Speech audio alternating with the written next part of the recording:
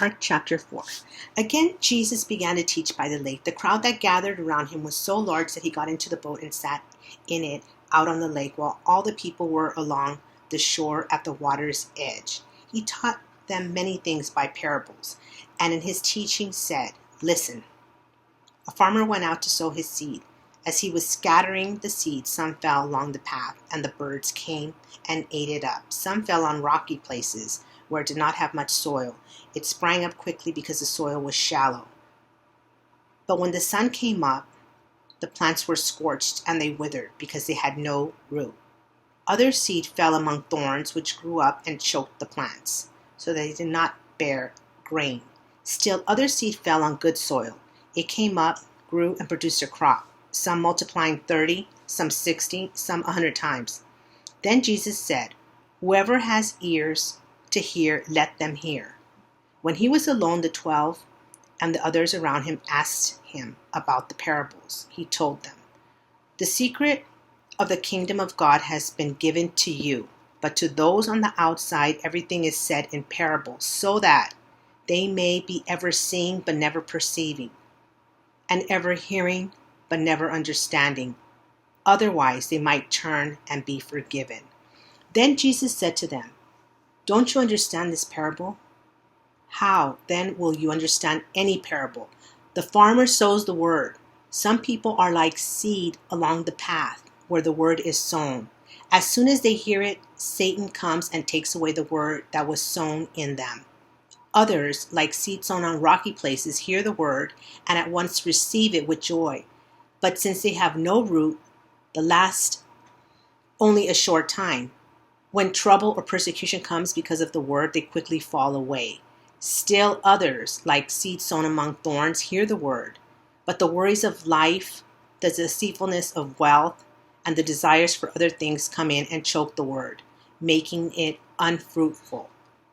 Others, like seed sown on good soil, hear the word, accept it, and produce a crop, some 30, some 60, some 100 times what was sown." He said to them, "Do you bring in a lamp to put it under a bowl or a bed? Instead, don't you put it on its stand? For whatever is hidden is meant to be disclosed, and whatever is concealed is meant to be brought out into the open. If anyone has ears to hear, let them hear. Consider carefully what you hear," he continued. "With the measure you use, it will be measured to you, and even more. Whoever has will be given more.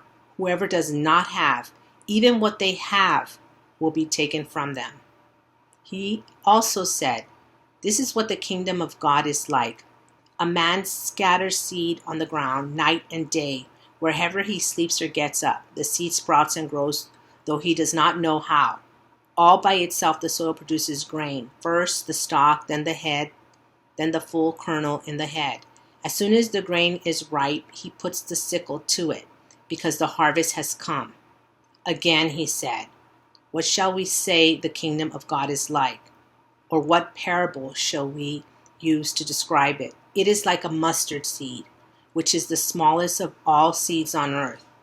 Yet when planted, it grows and becomes the largest of all garden plants, with such big branches that the birds can perch in its shade."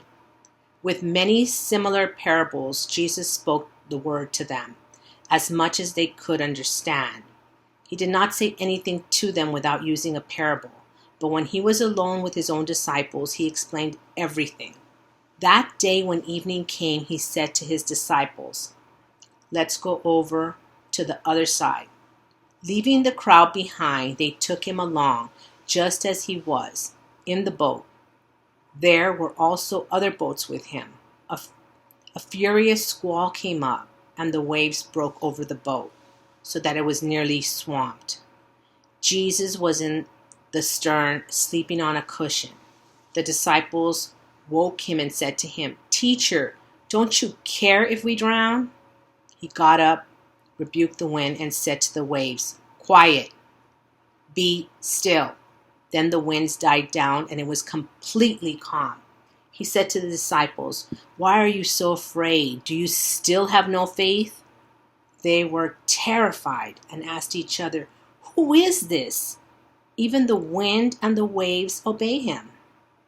And this is the end of Mark chapter 4.